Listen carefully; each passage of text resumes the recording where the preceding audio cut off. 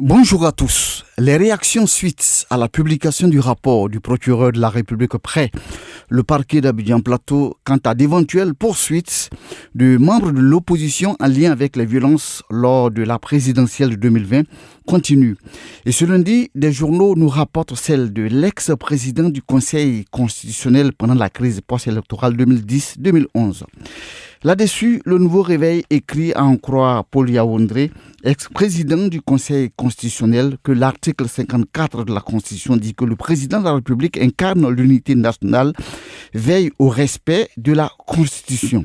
Donc, poursuit-il, au lieu de parler seulement de poursuites judiciaires de ceux qui ont eu recours à des actions de désobéissance civile en aval, il y a lieu de reconnaître qu'en amont, il y a eu violation de la Constitution.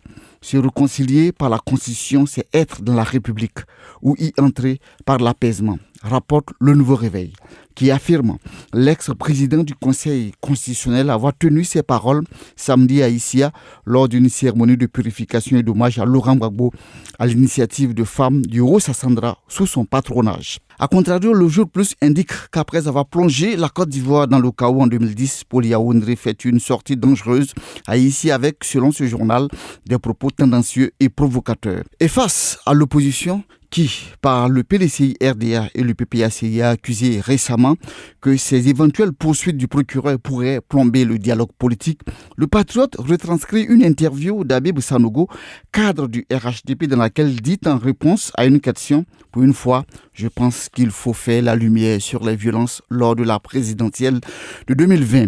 Après, nous allons nous asseoir pour tirer les enseignements pour que cela ne se répète plus jamais. » Ajoutant en réponse à une autre question que ce n'est pas à l'opposition de fixer les règles du jeu. Quand le temps écrit emprisonnement d'opposants, sabotage du dialogue politique, pourquoi le RHDP a peur de la paix sociale?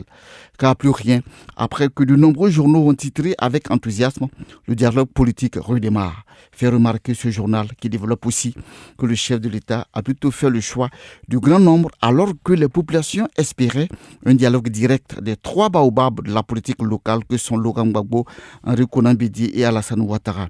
Et le temps précise que c'est le troisième dialogue politique en moins de 3 ans, sans succès, avec 3 différents premiers ministres. Une autre actualité concernant l'armée intéresse aussi des journaux. Pour notre voix, le 3 janvier à Bouna, il y a eu 1 heure de combat entre militaires et terroristes, précisant que, selon un communiqué, le bureau de l'information de presse des armées dit constater avec regret l'apparition sur les réseaux sociaux d'informations totalement fausses faisant état d'une attaque terroriste ayant occasionné plusieurs morts dans les rangs des forces armées de Côte d'Ivoire.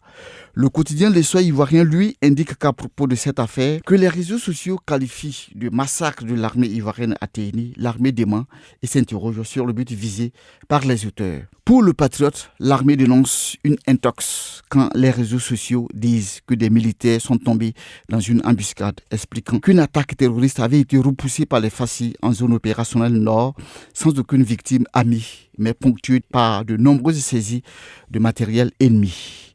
Côte d'Ivoire, sécurité et défense, des revers infligés aux terroristes au nord, écrit pour sa part l'Inter.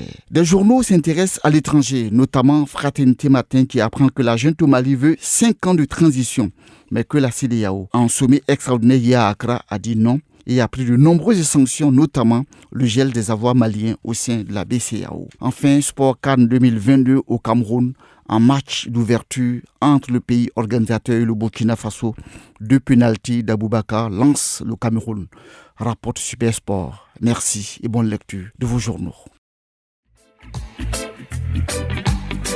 Radio de la paix.